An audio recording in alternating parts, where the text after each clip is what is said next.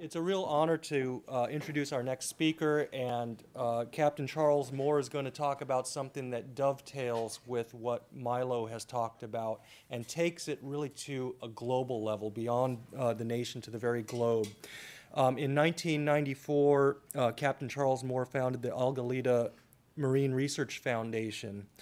And a couple years later, in a discovery of scientific and environmental serendipity, he found this amazing, huge patch of plastic in the ocean. I tell my students that serendipity is, science is not a clean, methodical, linear process.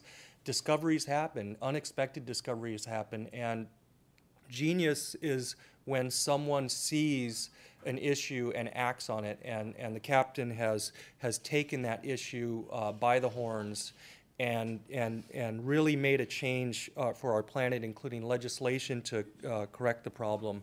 And so I will let him address that and maybe talk about whether plastic straws float or not in the ocean. Yeah.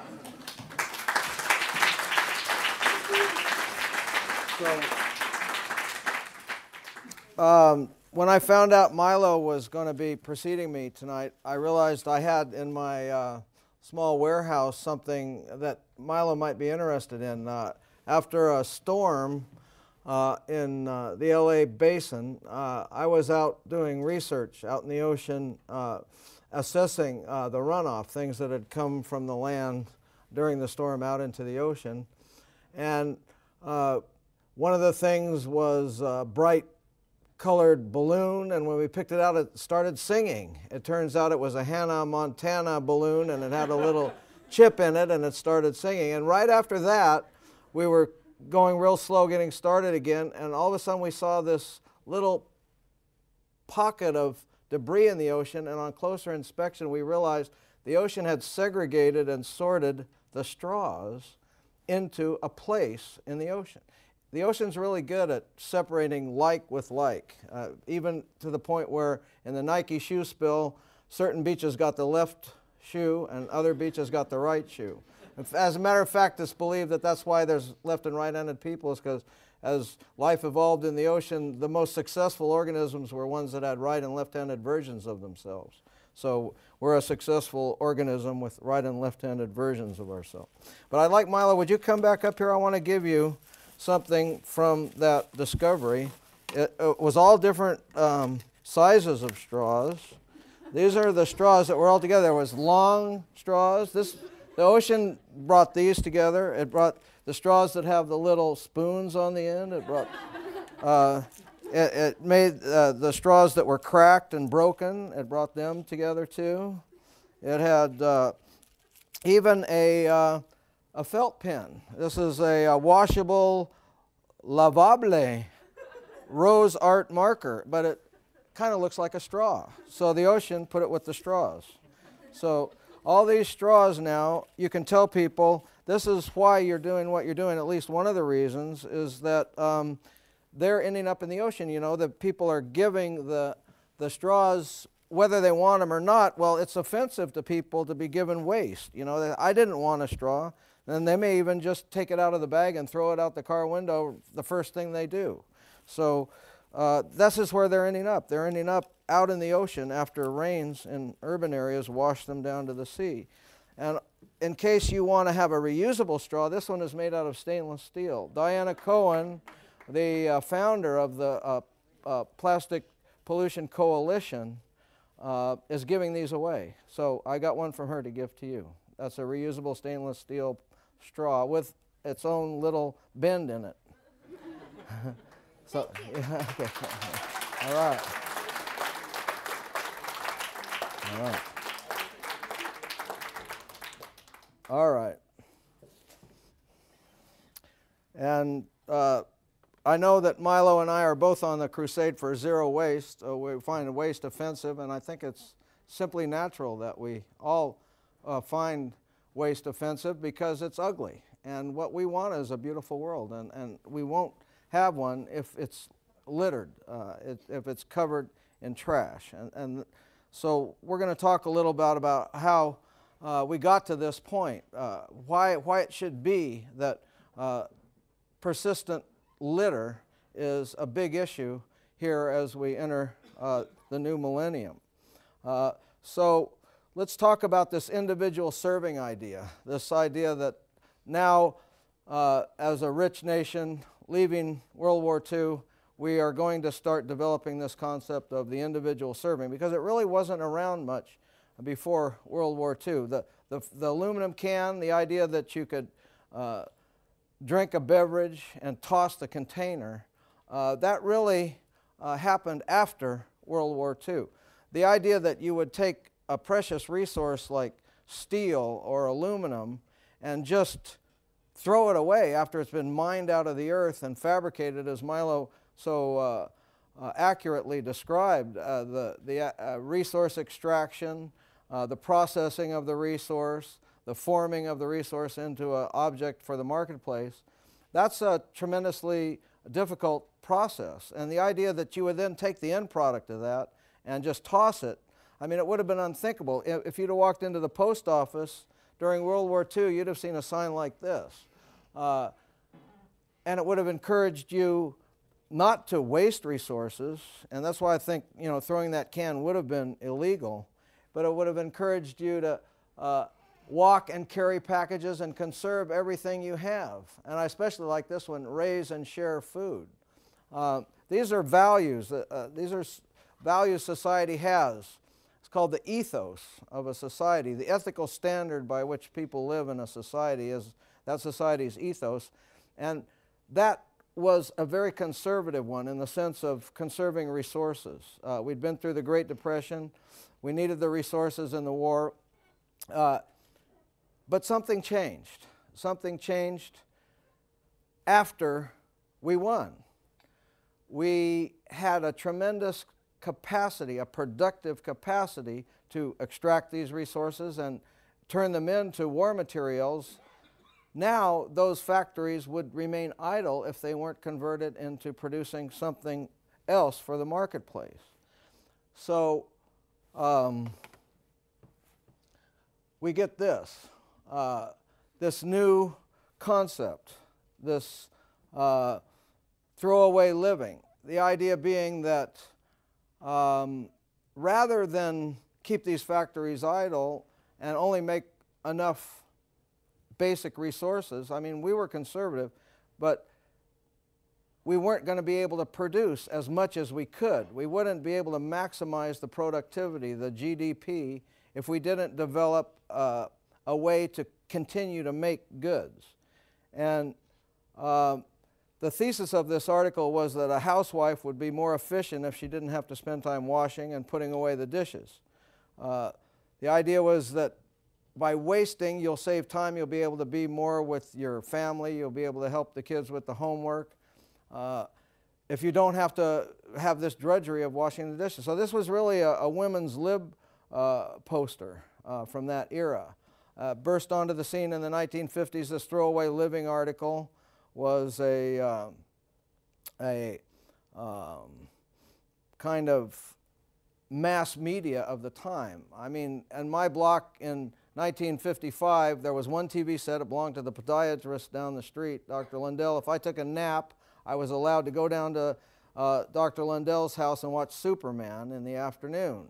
I mean, there was one TV. So the mass media at that time was magazines like Life magazine. And the Life magazine here is advocating this, get rid of the guilt, get rid of this idea, you know, all this ethical standard of society that pervaded our lives in the 1940s now had to be shifted to a new ethical standard. And it wasn't hard to do, because the service people returning from the war wanted the benefits of the victory. They wanted the house and the suburbs, they wanted the car, they wanted the goods and services that would be deserved by the nation that was now considered, you know, the premier nation on earth. So it wasn't a problem. But as these goods proliferated, we ran into the same problem we're facing now.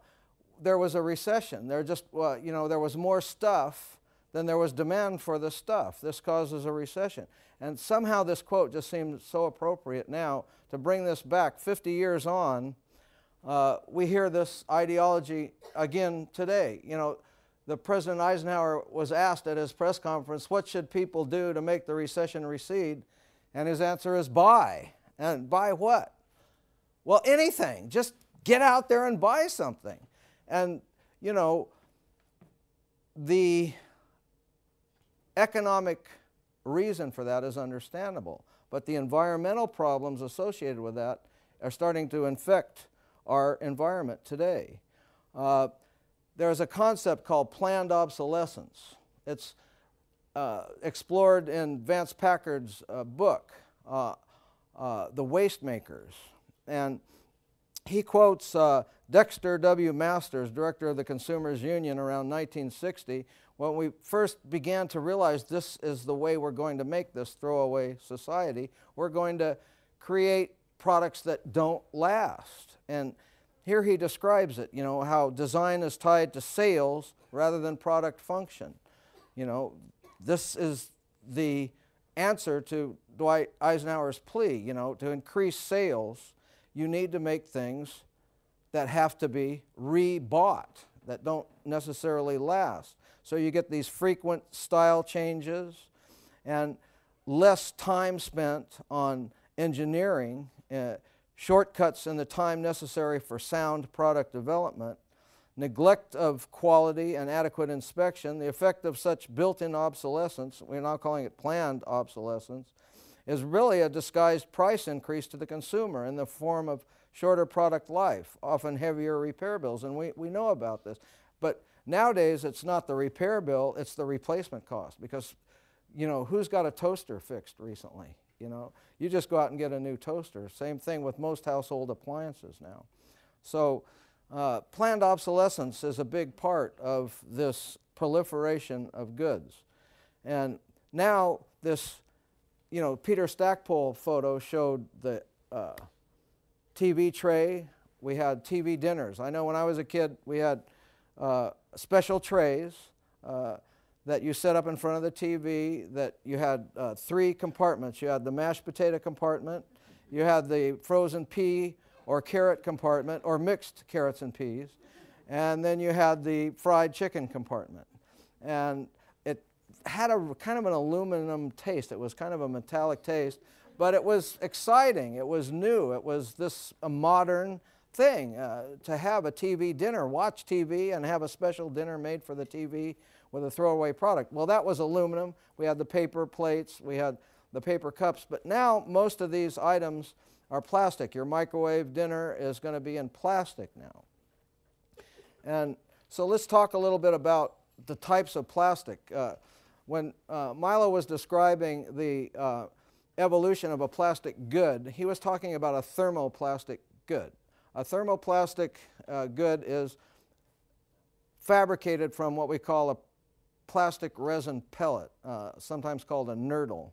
These are pea-sized down to BB-sized plastic pellets. It's a great way to ship a solid. It's like shipping grain. It can be stored in a silo like grain is stored. It can be sucked out of the silo and put into the blender that blends the colors and the plasticizers, and then put into a mold and heated and molded. This is 79% of all the plastics sold in the U.S. are these thermoplastics, things that would make a straw.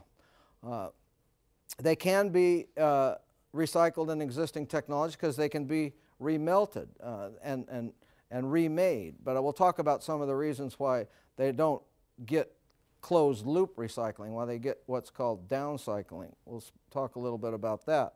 And over 55% are packaging and throwaways. 70–80% of the waste stream plastics are these. The other types are the thermosets. That's your resin, you know, the catalyst and the resin. You put the two together, it gets hard. Those will never be able to be recycled in any closed loop type system because they can't be remelted. They would just scorch if you heat them up. You've got to like maybe add them to some other substrate by grinding them up into a powder or something and adding them to something else. But they wouldn't be simple to recycle. And then you have your specialty plastics like space program plastics, bulletproof vests, you know, fancy sails for sailboats. That's 14% of the plastic production. Well, we're not doing a very good job bringing that stuff back. This stops at 2003. We may have gotten a little better since then, but you know what I like to say is, you know, when you look at the increase in our use of plastic and see, you know, that this is not, you know, this, I keep wanting this to, you know, start going up, but really, you know, a friend of mine in Oregon that teaches hydraulics said, you know what you tell people about this graph, just tell them the amount of plastics we recycle is diddly point squat. That's how much we're recycling. It's just not taking care of the problem. It's not making it happen. And I think one of the problems is really the melting point of plastics. It doesn't purify itself in the remelting process. In plastics recycling, at about the boiling point of water, 212 degrees Fahrenheit, you're already softening up that plastic. And you're not going to be able to, say, drive off milk fat from a milk bottle by heating it up to 250, 300 degrees. That's not going to drive off the milk fat. So a milk bottle is never made into another milk bottle. A milk bottle might be made into a nursery pot or some plastic lumber, but it's never going to be made into another milk bottle because it's illegal. You can't purify it. You're not going to even kill all the bacteria. Some nurserymen won't take plastic pots made out of recycled plastic because of plant pathogens still being in the material and still being active enough to be able to have an effect on their sensitive plants. So since plastic doesn't get purified in the remelting process, it's rarely used in a closed loop system where you get, you know, a milk bottle made out of a milk bottle. We do what's called downcycling. We get several plastics together, maybe different colors. There's some requirements that plastic trash bags have to have some recycled plastic in them. That's why they're usually black plastic trash bags, because all the different colors aggregated together would be a black. And we make things like plastic lumber out of them. Here is a beach in Hawaii, Kahalu'u Beach, a great beach to go snorkeling. And, you know, people cut their feet. It's a tourist beach, and there's sharp coral and lava in the sand. So in order to make this popular tourist beach more tourist-friendly, they decided to take some of this Trex lumber. That's a brand name for the plastic lumber that is downcycled from many of our consumer plastic, mostly polyethylene plastics, and put it out on the beach there. But there's another property they didn't think about. This is in the tropics, right? There's a hot sun. Boston on a November day, it's the tropics, right? So what happens is it takes up more heat than in the surrounding atmosphere. Heat loads. It becomes hotter than the surrounding atmosphere. It absorbs heat and begins to melt. So it buckled. They had to put this safety tape all around it and remove it. Now if you go there, you're going to find a cement walkway. It didn't even work as downcycled plastic lumber, and it also doesn't have the structural strength of wood. It doesn't bend before it breaks like wood does. So you have to support it. Every place you can see on this table where there's a corner that is off of the table, it starts to break. There was another table we found with a hollow, also it is very heavy. The plastic lumber is much heavier than regular lumber, so that's a problem. So obviously this technology sought to deal with that problem by making the plastic wood hollow, but in so doing, it was even weaker than the other kind, and everywhere it was, you know, there's a table, a picnic table where we stopped to have lunch on a speaking tour, and it was unusable. The table was unusable. Everywhere it was unsupported. The plastic lumber had broken off. So here we have a product that we can't recycle in a closed loop way, like aluminum can, no problem. Make another aluminum can for your drink. Glass bottle, no problem. We'll make another glass bottle, put your drink in it. Steel can, no problem. We're going to melt that steel. It's going to be pure. We can fabricate another can out of it. But with plastic, we don't get to do that. So we have all these problems. So you take a material that now defines our age, that, you know, in '79, in the United States, the production of plastic outstripped the production of steel. So we kind of left the age of steel and entered the age of plastic in the late '70s. And now, you know, we haven't had the plastic conversation. We haven't realized that this is a new kind of a material that doesn't exhibit the properties of the previous main materials that defined previous ages. And so you take this product, you wrap everything in it, you make it part of your daily life, you make everything you eat come in plastic, everything you wear have plastic in it, your car is plastic, your furniture is plastic, and don't have a good infrastructure to take it back, it becomes part of the environment. It becomes a nuisance. Fast-track trash. And even where I live at Cal State University Long Beach, this is just near a college campus, this is what it looks like after a rain. But it doesn't matter whether it's, you know, a highly industrialized area. It could be Japan, a fishing village in Japan, like here at Hakodate. I took this picture. I took the other one. I took this picture in Rotterdam, the Netherlands. It's starting to look the same everywhere on Earth. You know, you go to Mumbai, India, that dog's not walking on water. It's just he's walking on plastic trash on mud. But this is Los Angeles International Airport. You know, this is the river that drains downtown Los Angeles.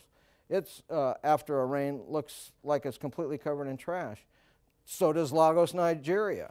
I mean, we really, it's starting to not make any difference where you are on the planet. If you're near an urban center and it has a stream or a river leading to the ocean, you're going to find these islands of trash. I didn't discover an island of trash in the Pacific. I discovered pieces of plastic bobbing out there. But I tell people, if they want to see the island that maybe will be there someday if we keep on the road we're on, they can look at the mouth of any urban river. This is Manila Harbor in the Philippines, and this is some people doing recycling. But this is not my vision of how we want to have an infrastructure created. This is an end-of-the-pipe solution. This is not the way that we should handle our precious resources, get them after they've already come filthy in polluted urban marine environment. And, you know, we start to see this piling up in the streams in Maryland whenever there's a blockade there. The trash, even if it's, you know, a natural environment otherwise with the earth bank stream, it's still piling up. And eventually it'll get to be like this river in Indonesia where you can't even see the water. Here is a new member of the club, you know, but these products haven't come with any instructions.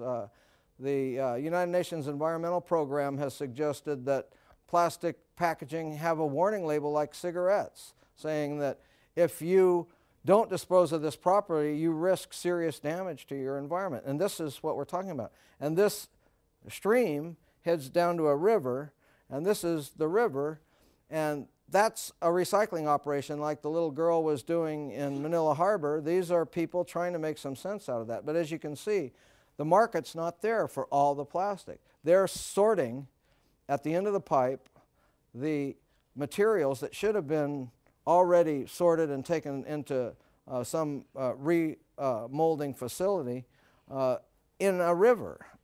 It's not the way to go, and it's not capturing. When I say diddly point squat, that's what I'm talking about. There's only a market for this one small fraction of stuff they're taking out. I think possibly they may be able to get enough money to make a living out of capturing that small fraction of the waste stream. So my study of what happens after this stuff leaves the river, those rivers are all leading to the ocean. The ocean's downhill from everywhere. So I studied this area that's defined by the recirculating pattern here shown in a 1961 Department of Fish and Game, State of California pamphlet on the migration of albacore. And it's not as if I discovered this gyre or this subunit of the gyre. You can kind of see where recirculating pattern might exist here in what we call the eastern garbage patch, and how the western garbage patch off southern Japan is shown here. It's a high pressure system, so it rotates in a clockwise direction in the northern hemisphere. This is a low pressure system, counterclockwise. What Jim Ingram, who plots surface currents for NOAA, says is that the low pressure systems spit out the debris and the high pressure systems accumulate the debris. They're convergent zones for our trash.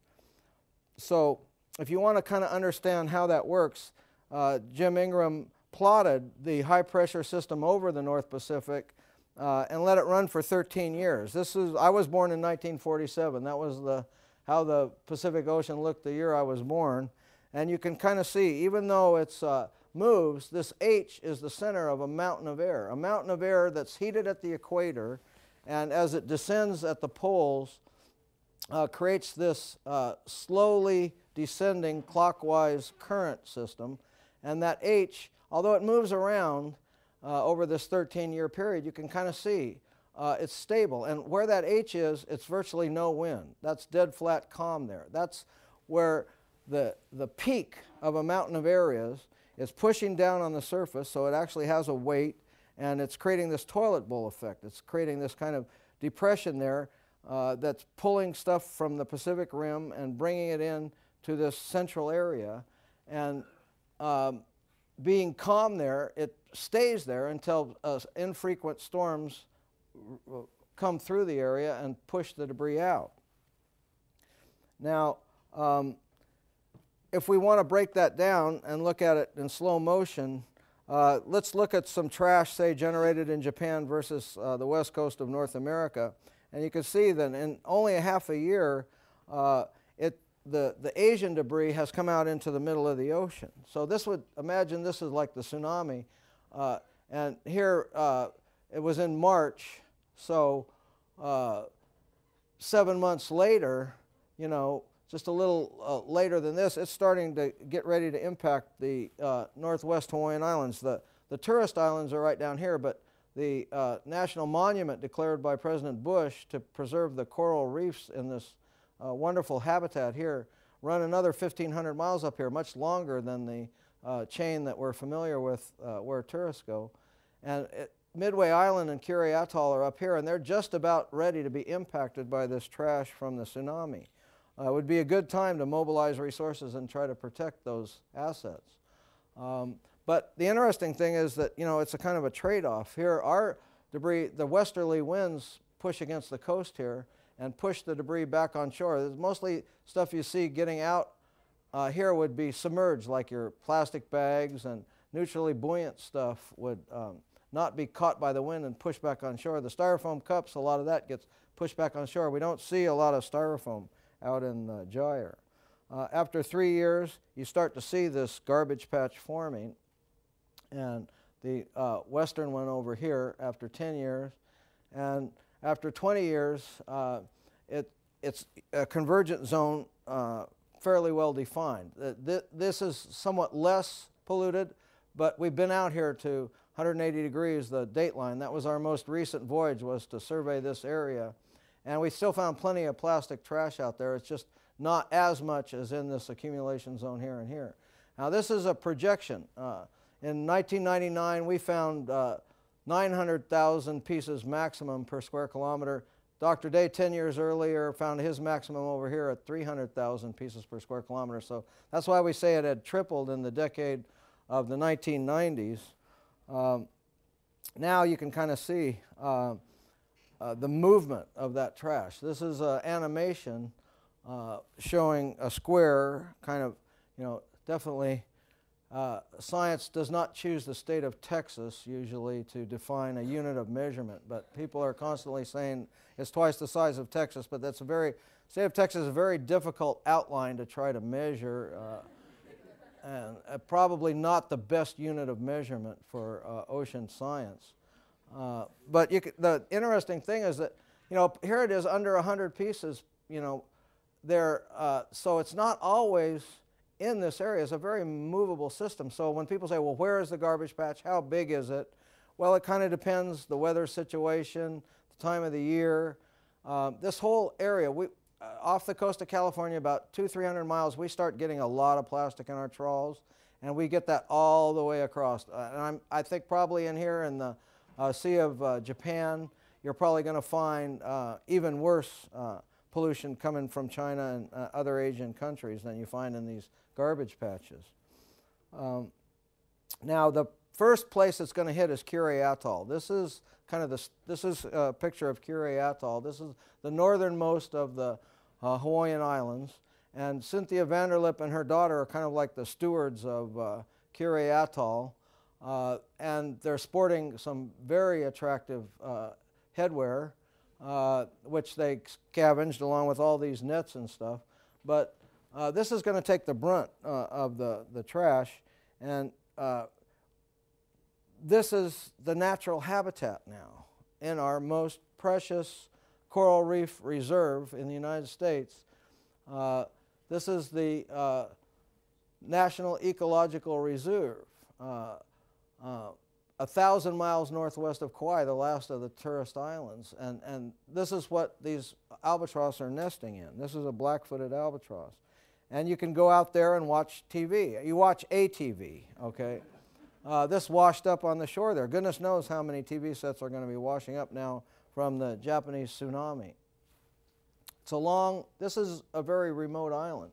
The next place it's going to go to is down here at Camilo Beach. This is the opposite end of the chain. This is the southernmost Hawaiian island, but it's a collector beach. It's a place where ancient Hawaiians went to find logs from the Pacific Northwest. They were Stone Age culture. They had stone adzes, and they would hollow out logs to make their canoes and their outriggers. And it's a lot easier to work, you know, a pine or a spruce or a cedar with a stone adze than a monkey pod or a koa tree like they had on their forests. So there was a prize to get at this beach. But now the prize is, you know, washed up Tonka trucks and Coca-Cola cases, fabrics that have fallen overboard, maybe a container spill of fabric floated over there, no doubt polyethylene. And it's now beginning to affect not just these remote collector beaches, but the tourist beaches. This is our president's vacation spot. This is where he likes to go. This is Kailua Beach, where he went before he went to the White House with his family to spend some time. And that plastic fragments of former objects are now populating the president's playground. If I ever meet him, I'm going to ask him if he saw this material. This is from that Camilo Beach. I'll pass it around to the audience so you can have a look at it. This is the new sand. This is what our beaches are becoming. Even in Oregon now, we're starting to see this stuff. If he went around the corner to play golf, this is the public golf course near where he stays. I was out swimming right where that wave's breaking and found a little crevasse in the coral reef. Had 410 golf balls in it right there. There's 410 golf balls, in addition to all this other stuff. So the vessel we use to do this research is called the Alguita. It means little kelp plant in Spanish. And it's made in Hobart, Tasmania. The catamaran workboats were pioneered by Australian catamaran designer Locke Crowther. And it's purpose designed to be a research vessel. It's got a 600-meter trawl winch under this table right here. And we can deploy things like this manotrawl, which is skimming the surface.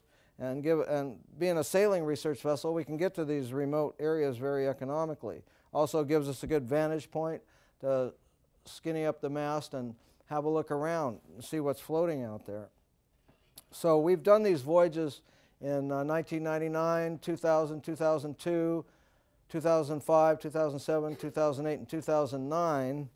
And the sum total of our surface trawls are depicted in this graph. This is in the book, when you read about my discovery of this garbage patch, we first did the race, which was just a straight line. This is like the Transpac yacht race, 2,500 miles from LA to Honolulu.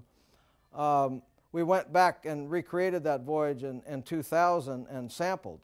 But in 1997, I took that voyage, and that's, you know, the winds are blowing you over there. You You start out, you got the northwesterlies, so they take your sail and push you this way, and then they gradually turn to northerlies, pushing you this way, and then you end with a run, which means you're running in front of the wind with the northeast trade winds pushing you this way. And so you've got all these winds coming at you like this. You can't just turn around and go back the same way you came. You've got to go up here with the northeast trades, okay, northeast trades, pushing you up this way. Then you catch these westerlies up here above 40 degrees north, and you can come back over to the California shore. But we took a shortcut at about 35, the latitude of our home port in Los Angeles. This was the area that we surveyed in 1997. We don't have data from it. It was just me coming out on deck, seeing a piece of something floating by and wondering, why is it out here in the middle of nowhere? Because really, this area halfway between the mainland and Hawaii is the remotest part of our great ocean. It's the farthest from land you can get anywhere on Earth, and it really shouldn't be littered with our trash. Now, we've done kind of a ground truthing of this model by Jim Ingram, the one I showed you showing where the high is, and sure enough, underneath this high pressure system, the darker red is where there's more trash, more plastic debris, and there is a kind of a garbage patch there. It's not well defined. It doesn't have, it's certainly not the shape of Texas, although it's not a nice square either or a round circle. It's diffuse and probably changes with the seasons and changes with the conditions out there. But we do agree that, you know, based on our research, there is a garbage patch. It makes sense to call this area the Eastern Garbage Patch, and that's where it is. This is the tool that we use to assess that. It has a net with a collection bag at the end, and what really has got me as fired up as Milo is about straws is that when we dump that bag out, that's what the surface of the ocean looks like. That's what is the problem. The problem we have is that our trash doesn't remain whole objects. It turns into these bite-sized bits, and it's invading the food web.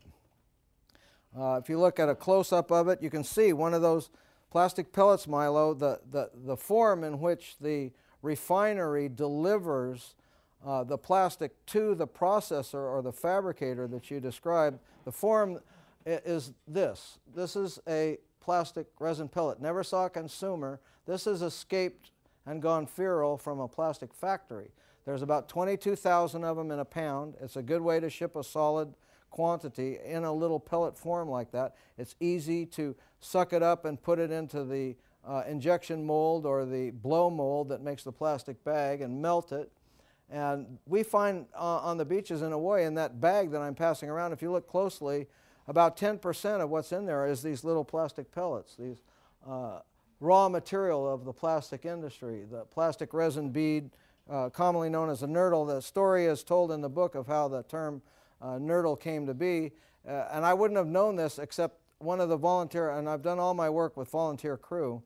One of the volunteers on my first trip to the gyre to do this scientific monitoring was the head of lifeguards in Huntington Beach, and he said in the 70s when the kids were sitting, the junior lifeguards waiting to take their exams to become a lifeguard, they would sit and sift through the sand on the beach just with their fingers, and they would keep finding these little pellets on there. And they're the ones that came up with the term nurdle. They had no idea what they were, but they came up with that term. We go into a little bit about that in the book.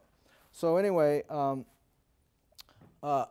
mile of pulling that net that you saw there with about a meter wide mouth, about 20 centimeters deep aperture, produces a sample like this out in the garbage patch. This is a problem. This is a problem. This is like a virtual plastic sand beach on the surface of the ocean, and we don't know what this is going to cause because it's not going to go away, folks. It's as Milo said, the lifespan of plastics in the environment is virtually unknown, but it's generations. Sylvia Earle, known as her deepness, the foremost woman oceanographer, has said that if Columbus sailed to America with plastic dinnerware, we'd still be finding traces of it on the beaches of the Atlantic. So half a millennium is not too much to think that this stuff is going to be lasting.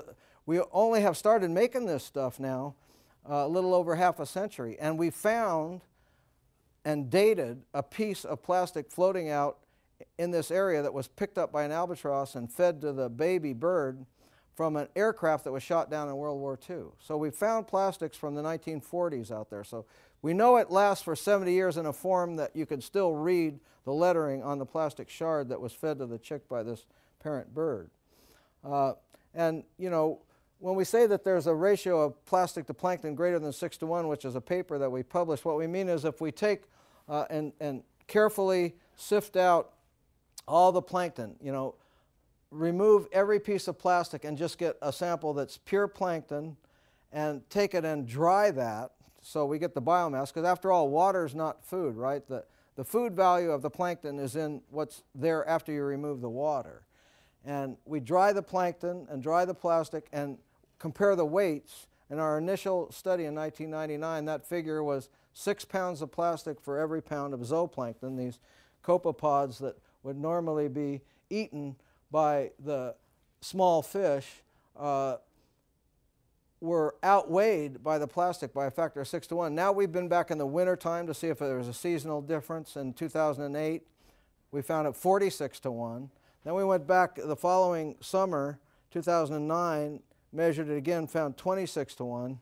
Averaging those two, 10 years on, we're getting 36:1. So a factor of 6 worse in a decade. That's double the difference between 1989 and 1999. Between 1989 and 1999, we found a 3-fold increase.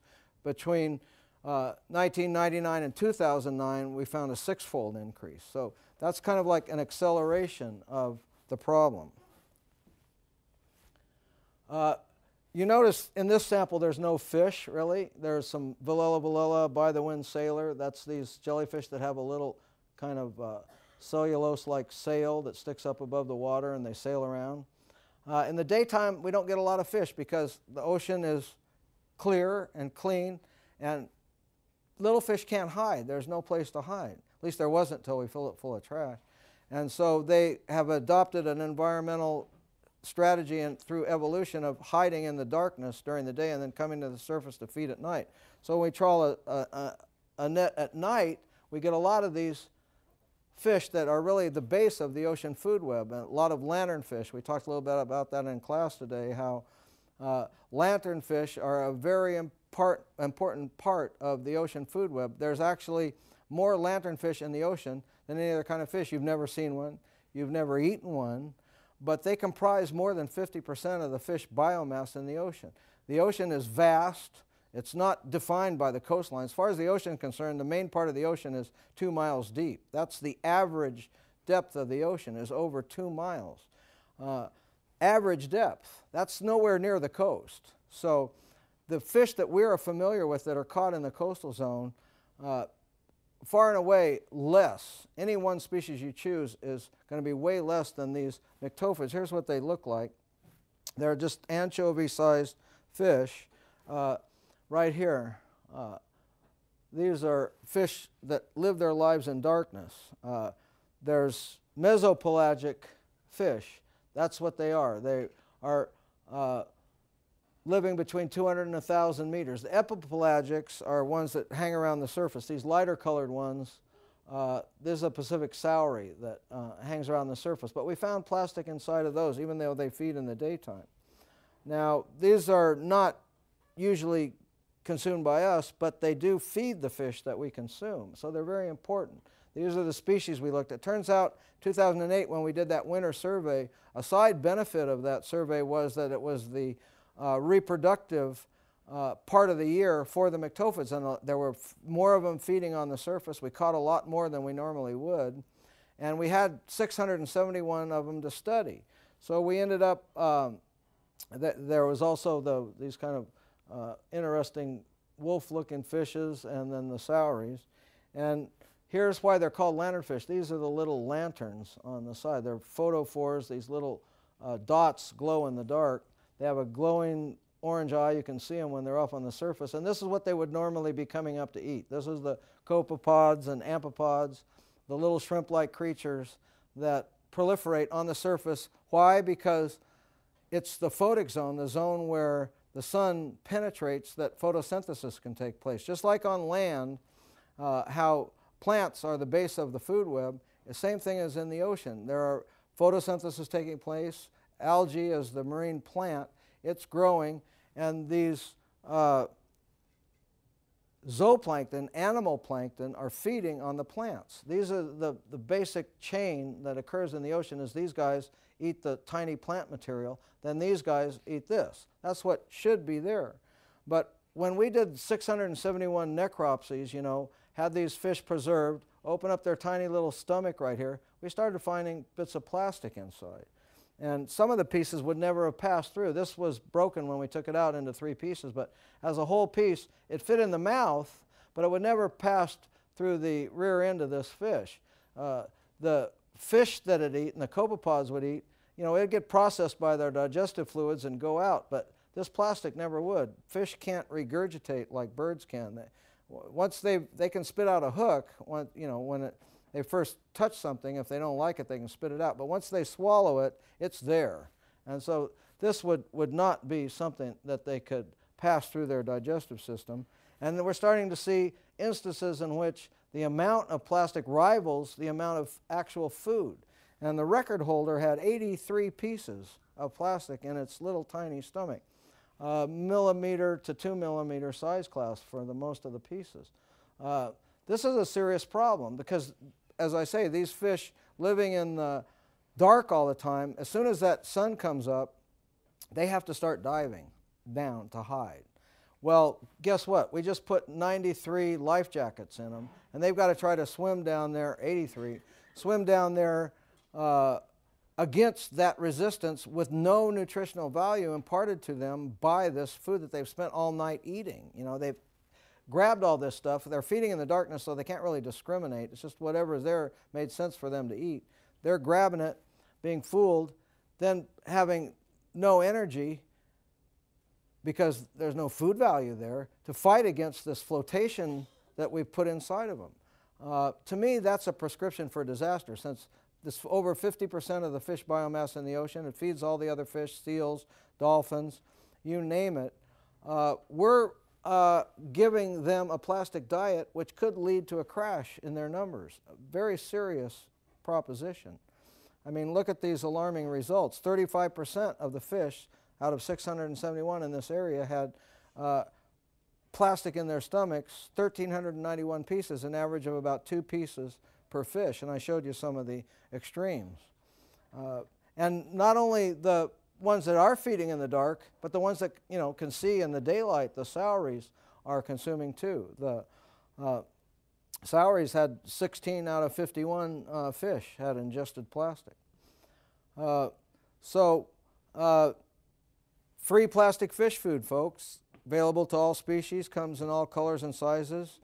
Absorbs, it's not just, I described the problem of it not being digestible and not having nutritional value, but in addition to that, it absorbs these oily pollutants. When we have an oil spill like the Deepwater Horizon, quickly boats are deployed to put booms around the spill and contain it. Those booms are made out of plastic because plastic separates oil from water. It's a sponge for oil. It doesn't sponge up the water, it sponges up the oil. Well, a lot of our pollutants are oily. Things like PCBs, DDE, pesticides, herbicides, industrial pollutants, many of those are oily and stick both inside the matrix of the plastic polymer and absorb to the surface of it. So they, when they're eaten, desorb these pollutants into the fish or other animal, bird that's eaten. There's been studies done on quite a few seabirds that do have higher levels in their liver after eating plastic of these persistent organic pollutants that are not doing them any good at all. And it's not just, you know, killing by filling up the stomach, it's also blocking the intestine. I talked about that fish that had eaten that piece that would never go through. Well, this turtle died with its pylorus blocked, meaning the part of the intestinal tract that would be just before it discharged the material from its stomach into the environment. It was blocked, so it couldn't disgorge its food. So it died from not being able to eat anymore because it couldn't pass through food. And the baby, so babies, these tiny plastic fragments like the ones in that bag are going to be affecting the young of a lot of different species. And this is a chart of who eats who in the ocean. I mean, we're looking at striped marlin, short-bill spearfish, dolphin, yellowtail, skipjack tuna. We keep going down. Ocean sunfish, Pacific saury. Okay, Pacific saury is eaten by the yellowtail, eaten by the tuna. Pilotfish, heteropods, lanternfish. Okay, lanternfish, we got them eaten by the pomfret, by the shrimp, by, this diagram is supposed to show feeding relationships in the ocean. What I'm saying, the reason I have this rant on this slide is that plastic is now acting like it was alive. It's both predator and prey. As prey, it's this phony food like the fish are eating. As predator, it's tangling things up. It's tangling up whales, it's tangling up dolphins, it's tangling seals, it's tangling turtles. It's acting as if it were a predator on these animals, killing them. So it's predator and prey. It needs to be included in these food web diagrams. It looks like every trophic level, meaning every feeding level, is now being affected. And I don't think it's right for us to just, since it's an inanimate object, treat it as something other. I've been trying to get into the head of these folks that are doing the census of marine life that there's a new kind of marine life out there, and it's plastic. I mean, this is the predator aspect, okay? This is just fishing line that has killed a turtle. It's a predator on that turtle. This is a net that this turtle is stuck in, that washed up on the beach. Here's a monk seal, the most endangered marine mammal there is, the only tropical seal, the most ancient of the seals on Earth, dwindling now to just a few hundred left. And they're very curious. They live in an environment that doesn't have a lot of food. They have to go underneath rocks to find food, lift up rocks. So they're used to lifting stuff up, getting into things. See here now, it's got a muzzle. And this is an aquatic species. This is not a marine species.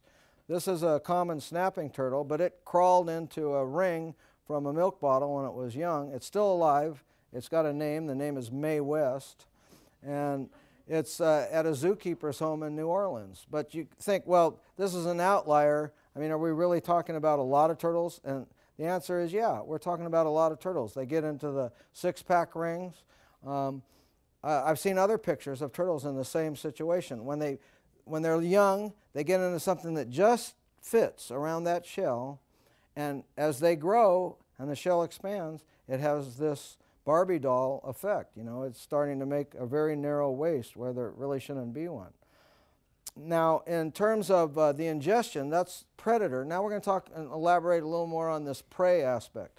I showed you that this is like 4 millimeter to 2 millimeter. This is 1 to 2 millimeter, 3/4, half, third of a millimeter. Okay, these 1 to 2, this is the food of the lanternfish. They're eating a lot of those pieces. Nevertheless, when we trawl this net through the ocean, this is the most common size class, far and away. Many, many more pieces in this size class than any other size class, even though we now know that there are very common fish species consuming a lot of these particles. Now, the question is, why are we seeing so few here?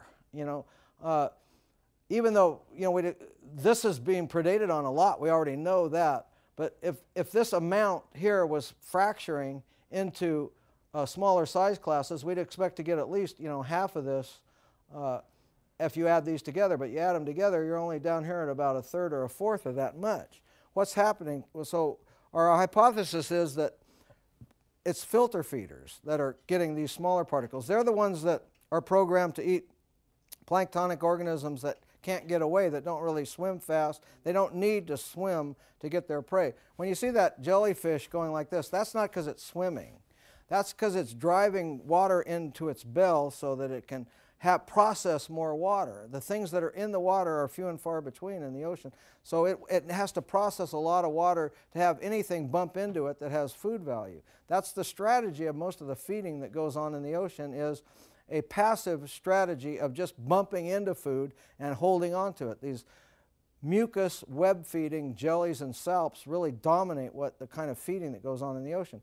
And these are tiny little salps, They're chordate jellies, distantly related to humans, that process half the water column they inhabit every day. They're just a hollow tube that is pulsing and getting stuff to go through, and when plastic goes through, it gets stuck in there.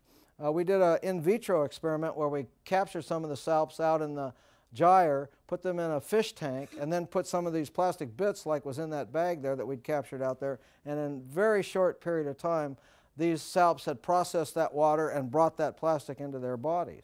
So these are the vacuum cleaners of the ocean. That's what's going on. The ocean's being vacuumed up of these pieces of line from one of these salps, and it doesn't even require this active system of vacuuming the ocean to get impacted by plastics. We're changing the body of marine creatures. I talked about the Velella, the by-the-wind sailor that has the little sail above water that sails around the ocean. It has a deck that floats right at the surface that is like jelly.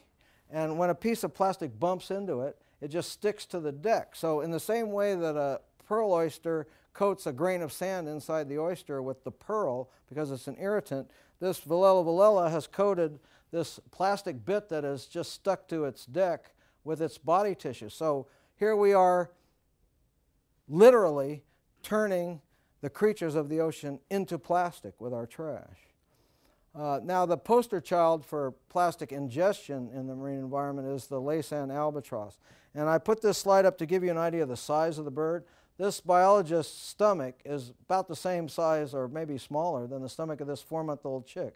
That's a chick. This is also a chick. They're a goose-sized bird. It has to be fed quite a bit from the parent bird, who might fly 5,000 miles through the ocean to get enough food to feed this chick.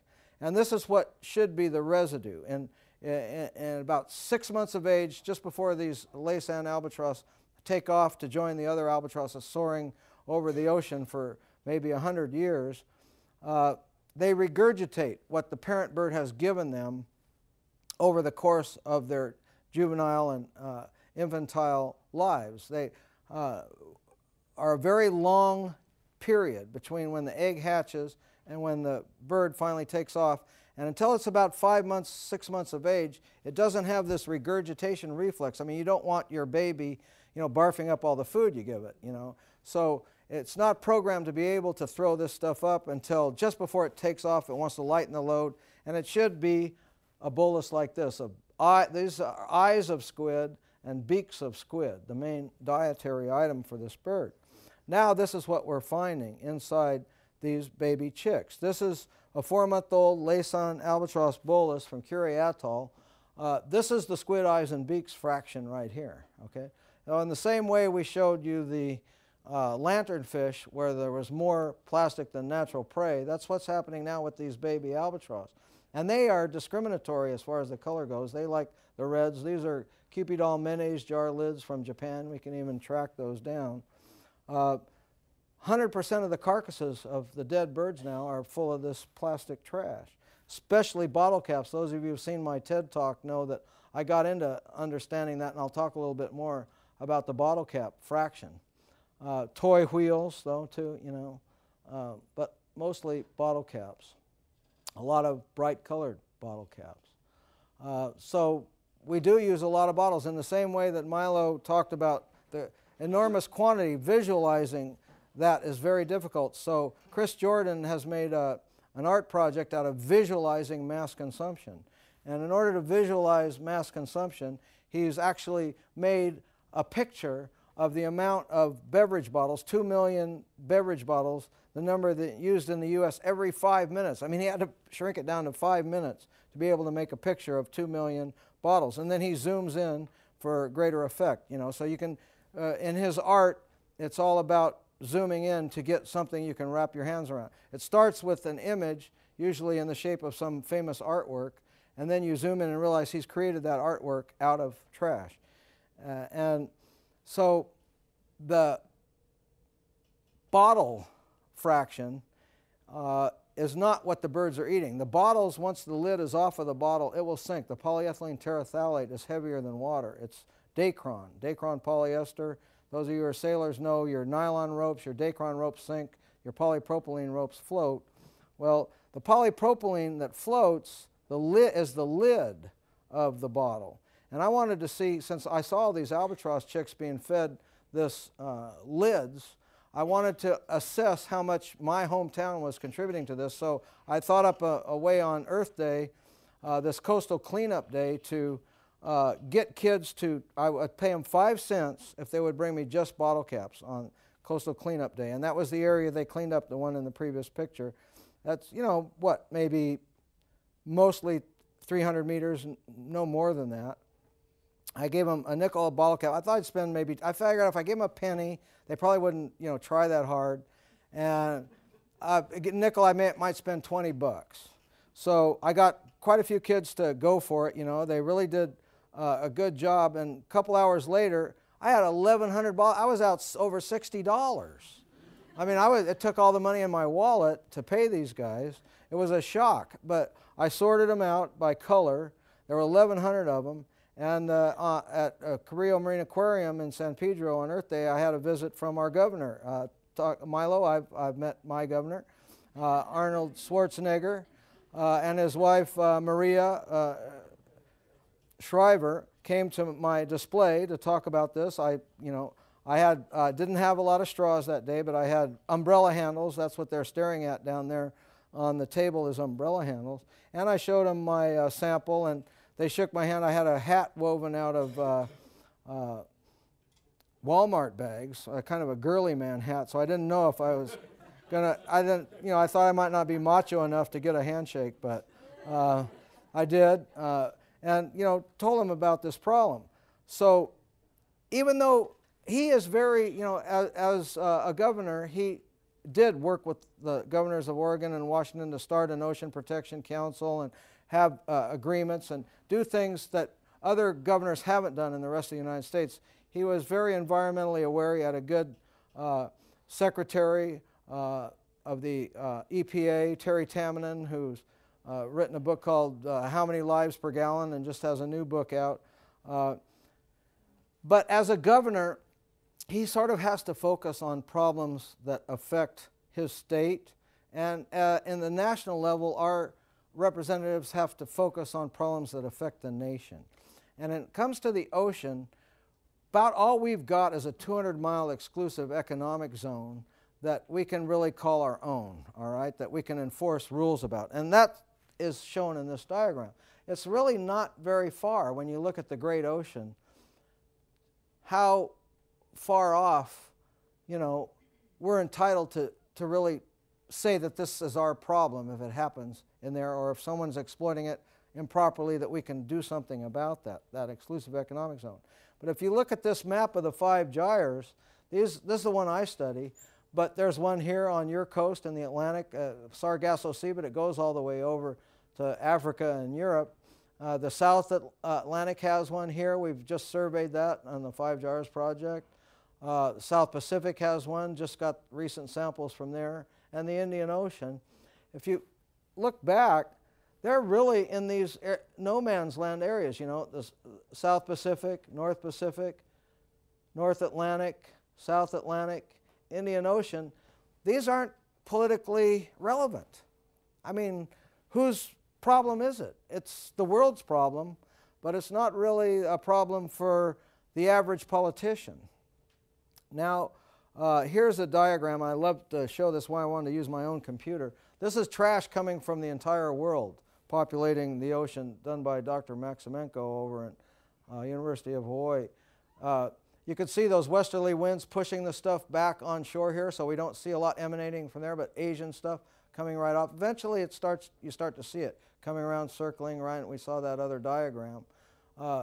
But this is what we're building here are those 5 gyres. These are the 5 gyres being constructed by our trash. And with globalization, I call plastic the lubricant of globalization.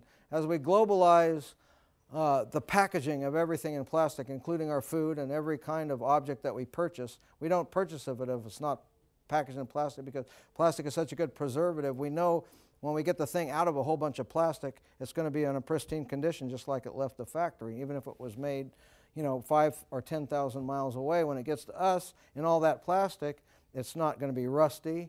It's not going to be dirty, you know. So plastic has this function that's very good for globalization. And this globalizing of plastic without any infrastructure to take it back, with no instructions on what to do with this stuff, with no machinery with it to let the people make something else out of this, it has a one-way trajectory. And that way is the place that's downhill from everywhere, the ocean. The ocean is downhill from everywhere. And this is the 5 gyres being constructed out of our trash, no matter where you are in the world.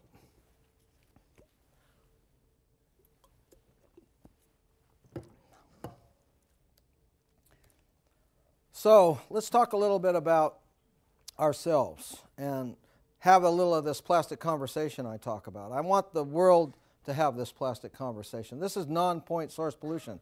Those points that Dr. Maximenko had there indicate the difficulty of crafting a solution to the plastic pollution of the ocean. It's that it's everyone involved. It's non-point source pollution. Well, let's have a conversation about what to do with a non-point source pollutant that everyone is responsible, that we all accidentally lose occasionally and makes its way to the ocean. Why should we bother? Why should we worry about it? Well, you know what? We came to the plastic age with the feeling, if nothing else, that plastic was inert, that it had no biological consequences, that it was not bioactive. But we're starting to learn that these old concepts of the dose making the poison, that only high levels matter, that the tiny little bit that leaches out, I mean, the plastic bottle doesn't dissolve in the water that's in it, so, you know, it can't be very much that's getting in there. And if Paracelsus is right, if the dose makes the poison and we're only getting small doses, it's okay to be a little bit poisoned, you know, but that concept that the dose makes the poison is being supplanted by a new concept that the timing makes the poison. These windows that open up in the developing fetus, in the pregnant woman, these windows can be entered by vanishingly small doses of compounds. Things on the order of parts per trillion have a biological effect. And if that timing is just right, and this thing that looks like natural estrogen but doesn't provide the proper signaling to make that protein develop in a normal way, displaces the natural estrogen, there are serious consequences to that. So we talk about bisphenol A. Bisphenol A is now being considered a problematic chemical in many of the products that we considered were inert. And for instance, the 5-gallon bottle that delivers your spring water, that's number 7 plastic. That has bisphenol A in it. It's shown to be leaching into that water. It may be having an effect.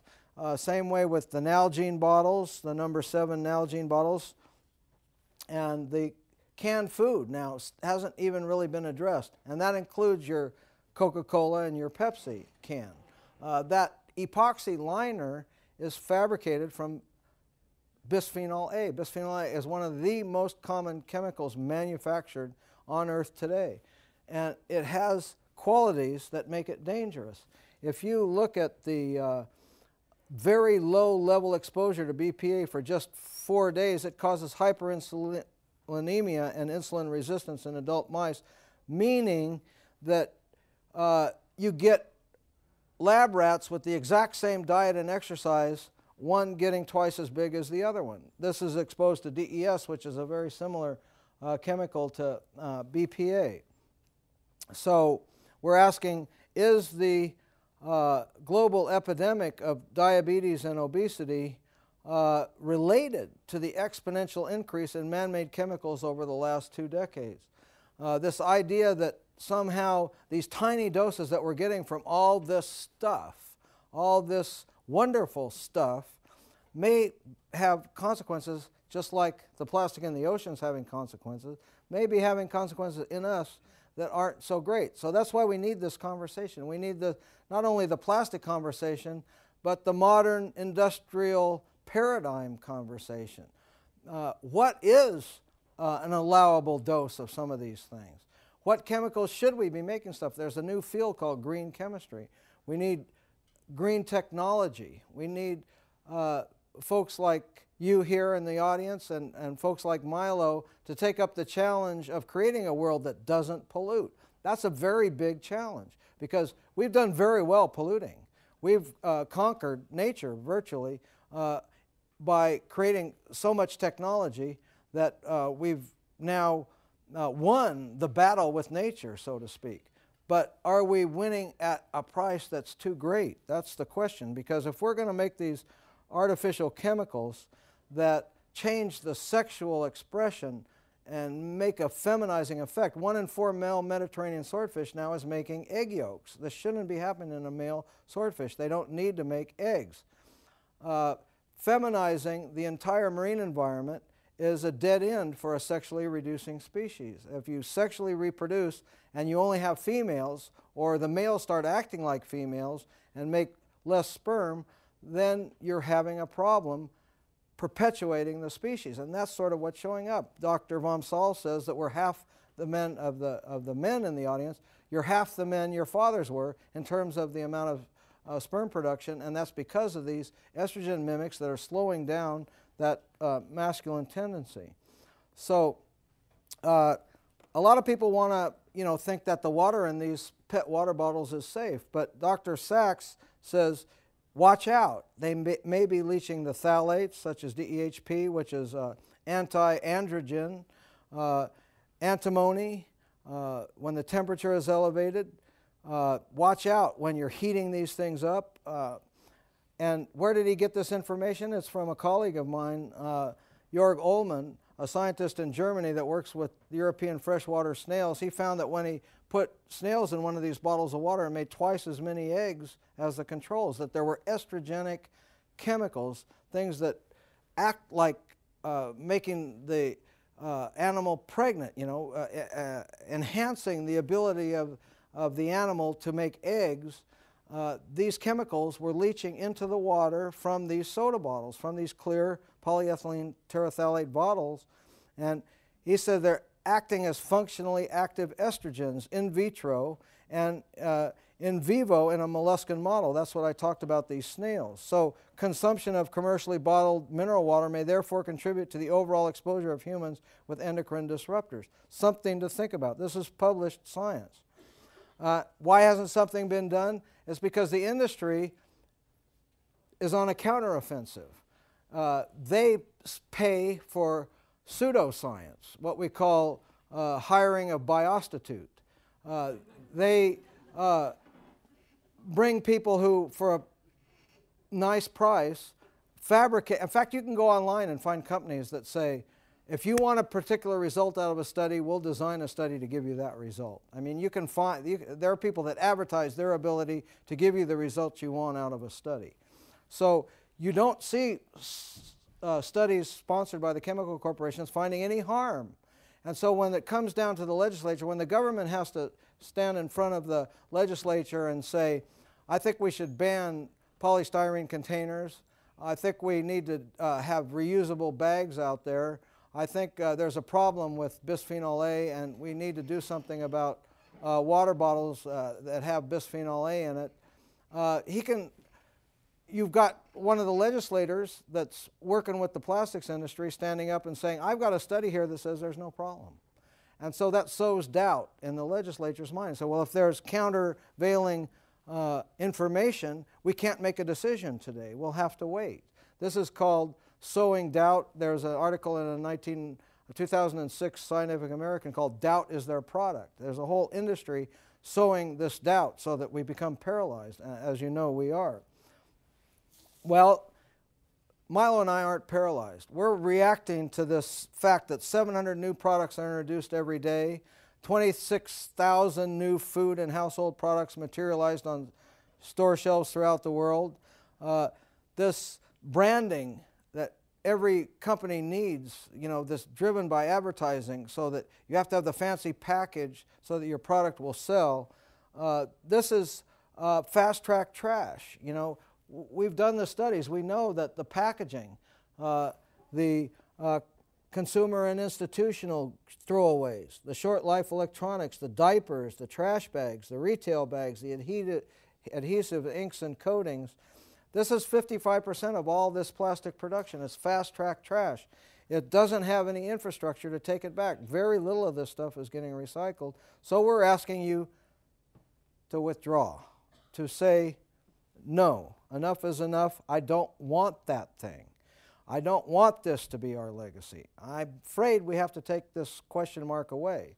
But it is our legacy, but not, I mean, it's very difficult to imagine globalization turning around and taking a different track. But as William McDonough says, if you're going the wrong direction, you can't get where you're going by speeding up, you know. We really have to turn around. We have to have this plastic conversation, and we have to make some what I would call radical changes, or this is the way we're going to be doing our recycling from here on out.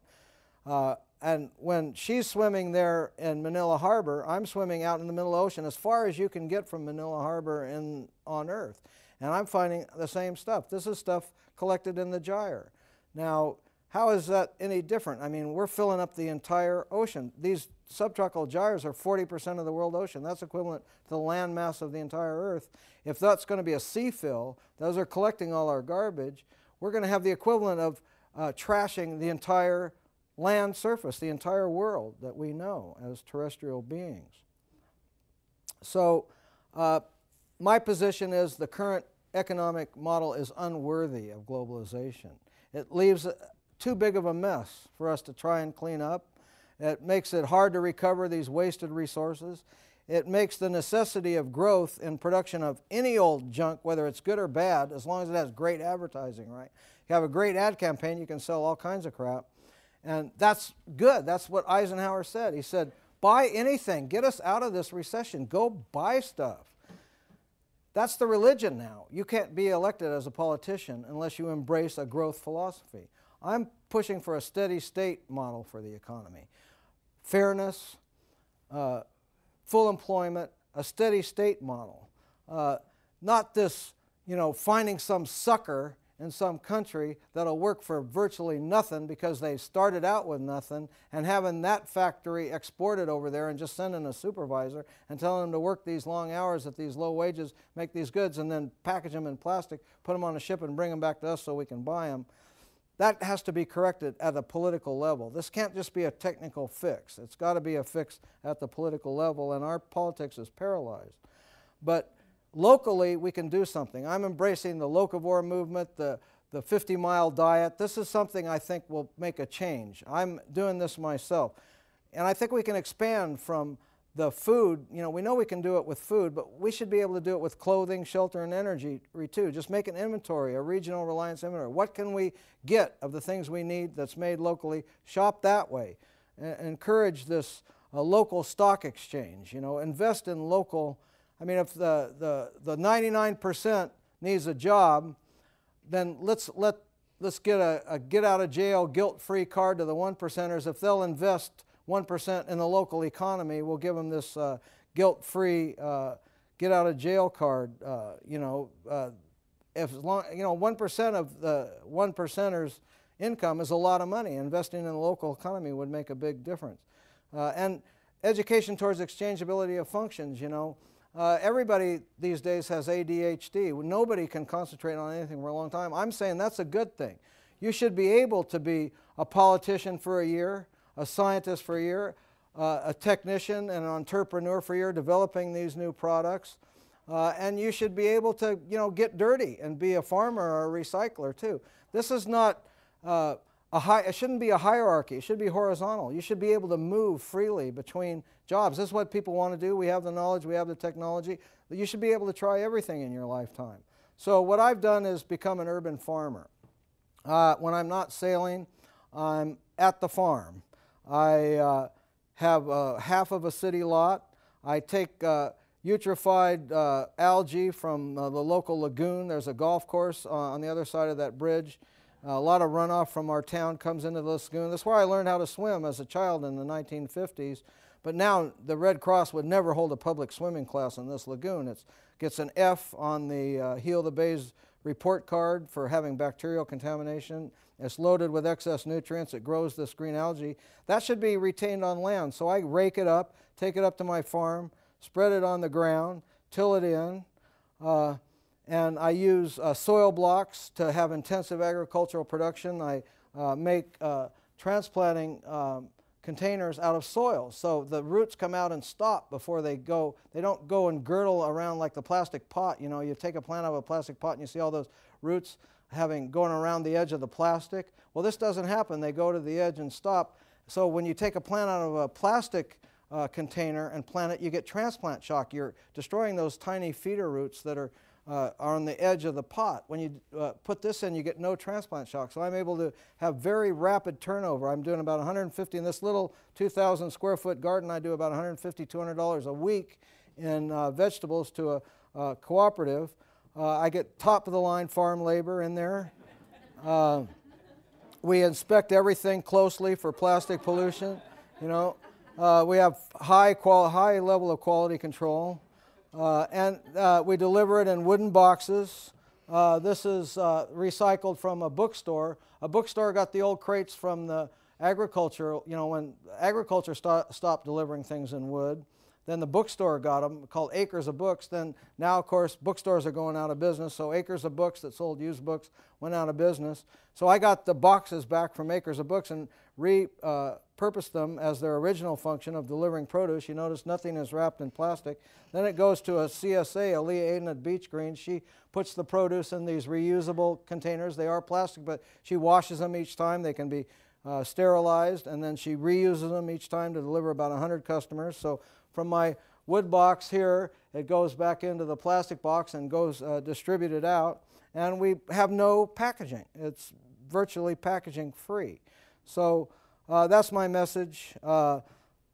Take it out of the hands of the quote-unquote job creators, who are really the job controllers, and make yourselves here in the local area job creators. I really want to see the university have agricultural and trade curriculum to go with the academic curriculum, so that you can be productive members of society and not spend all your money getting your education and have nowhere to go, but be part of an economy as you're educated in the university. And I thank you for coming. We're going to have a book signing. I especially want to invite someone up here who's going to make a gift to start the book signing off, and then we'll set up the table over here and go. We have a few minutes for questions. Oh, that's right. Am I not? You mean I didn't take up too much time? I usually do. I think we could do, how long do we have this one? Yeah. Till 7, Yeah. and unless someone kicks us out, we can stay as long as we want. Okay. So why don't we have 5 minutes? Okay, sure. I'll be happy to have questions. Yeah.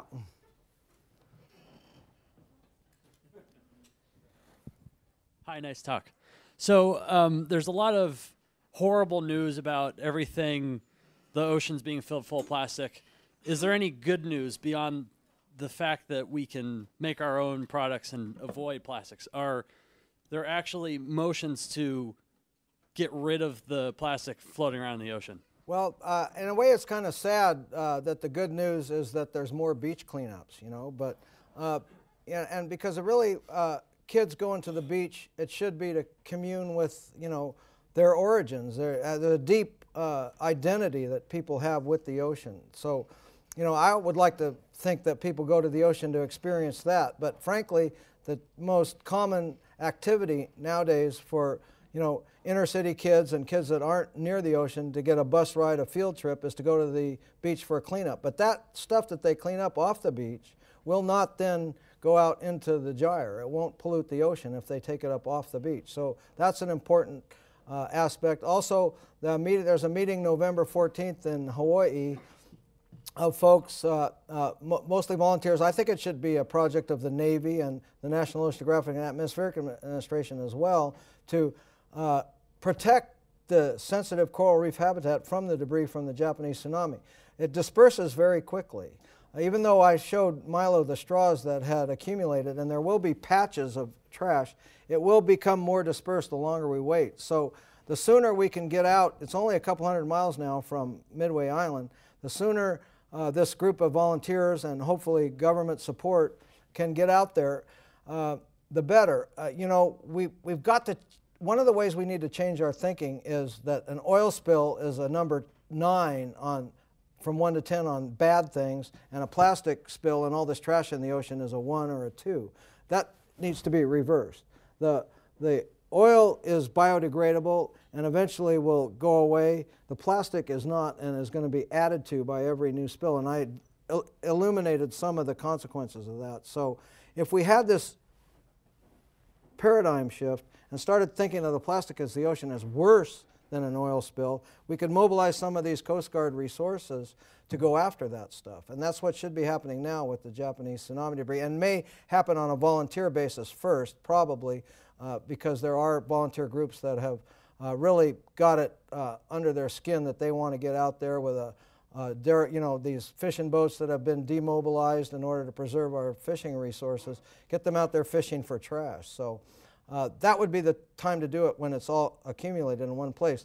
The garbage patch is not the place to do it because it's too dispersed. You're talking about 1 piece per square meter, you know, and I talk about in the book, it just doesn't pencil out in a trash to energy scheme, skimming the ocean for trash. 90% of it's going to be in the mixed layer at just 10 knots of wind, down where you can't even get it by a surface trawl. So you're not going to get it out by, you know, imagining some fancy net that's going to skim the ocean clean. That's not realistic. But there are opportunities out there for the equivalent of a beach cleanup in protecting this Northwest Hawaiian Island chain. So I'm encouraged by the fact that on the 14th of this month there will be a meeting of people to try to get out there and create a protective screen for our newest and longest national monument.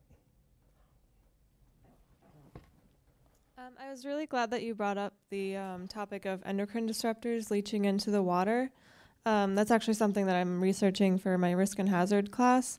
And I was just wondering if the study that you mentioned by Ullman and Wagner, if it had any data on if there's any threshold level of endocrine disruptors in the water that cause the effects to occur.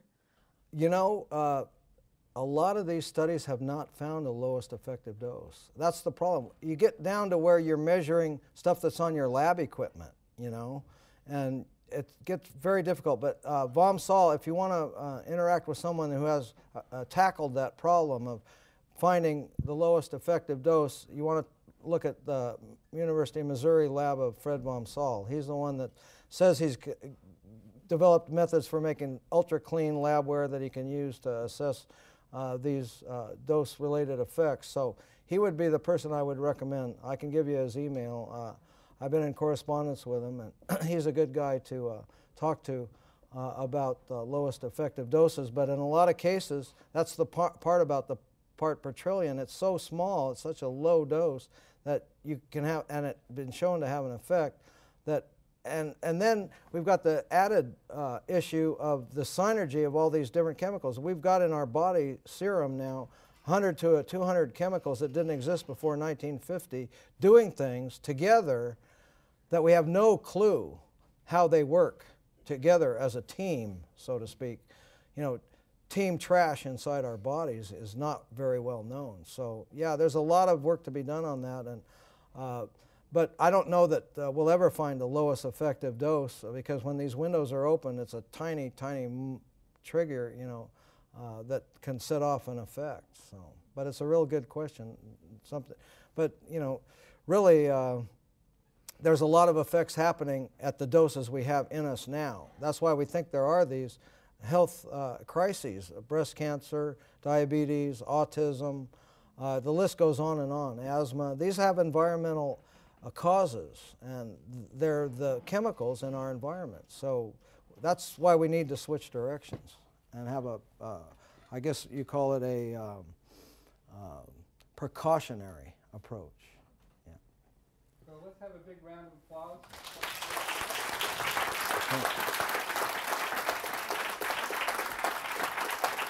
Thank you.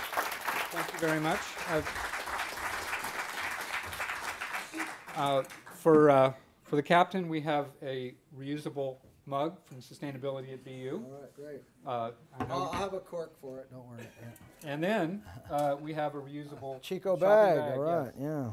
yeah. Very cool. So I'm sure you have a lot of those already, but No, I can use. I can always use more stuff, right? yeah, I know that's the issue, right? That is the issue. I'll find a place to put it. Thank you very much. Thank you. Yeah. All right. Let's go. We'll take the stuff off of there. And then Milo, if you could come up, we've got something for you. Another mug and another reusable bag in there. Thank you very much. And Plastic Ocean for Milo. And you can be the first one to get yours autographed tonight. Yeah. Be sure and let me inscribe that to you, Mom. So thanks again, everybody, for coming.